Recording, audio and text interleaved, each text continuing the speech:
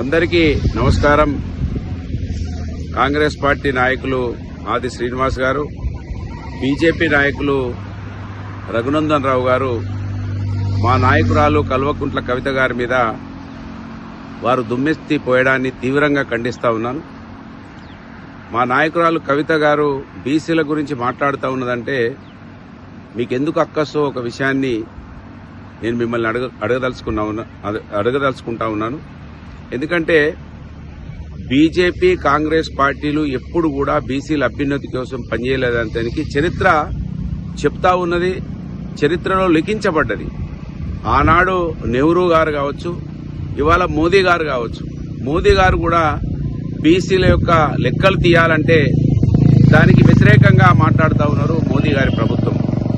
ఆ రోజు నెహ్రూ కాలం నుంచి బీసీలకు వ్యతిరేకంగా పనిచేసింది కాంగ్రెస్ పార్టీ.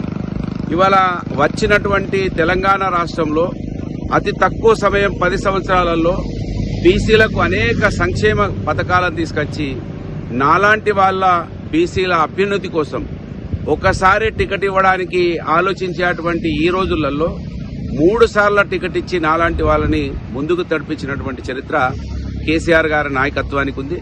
కేసీఆర్ గారు బీసీల గురుకులాలు కావచ్చు, విద్యా వ్యవస్థలో వాళ్ళకి ఫారెన్ కంట్రీస్కి వెళ్ళడానికి స్కాలర్షిప్లు కావచ్చు, మహాత్మా జ్యోతిబా ఫులే మీద ప్రోత్సాహకరమైనటువంటి అనేక కార్యక్రమాలు తీసుకొచ్చిర్రు.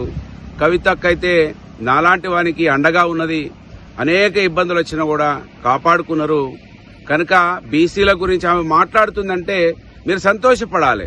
ఎందుకంటే ఒక అగ్రవర్ణాలకు సంబంధించినటువంటి నాయకురాలుగా ఉండి కూడా ఆమె బీసీల అభ్యున్నతి కోసం ఆలోచిస్తుందంటే మీరు గౌరవించాలి తప్ప నువ్వెందుకు మాట్లాడుతానో 10 ఏళ్లలో వాళ్ళు చేసిన కాడికి చేసిండ్రు. ఈ 78 స్వతంత్ర భారతదేశంలో మీ 2 పార్టీలే దేశాన్ని సింహభాగంలో పరిపాలించినాయి. మీరే ఒకవేళ ఆలోచించి ఉంటే ఇవాళ ఇంకా మాకు ఈ దుస్థితి రాకపోయేది కదా అని నేను ఇవాళ మిమ్మల్ని అడుగుతా ఉన్నాను. ఈ ఆది శ్రీనివాస్ గారి మాటల్ని, రఘునందన్ రావు గారి మాటల్ని తీవ్రంగా ఖండిస్తున్నా. మీ అగ్రవర్ణాలు ఇంకా మా వాళ్ళకి ఎవరు మాట్లాడినా మేము గౌరవిస్తాం. మీరు మాట్లాడండి, మీ కేంద్ర ప్రభుత్వాన్ని మెడలు వంచండి, మోదీ గారిని అడగండి, కులగణన చేయాలి, దామాషా పద్ధతిలో రిజర్వేషన్లు ఇవ్వాలి.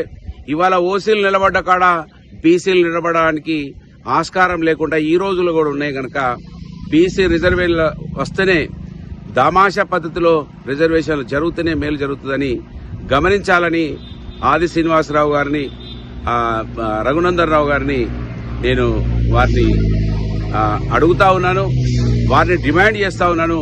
కవితక్కకు మీరు మద్దతు పలకాలని మిమ్మల్ని కోరుతా ఉన్నాను.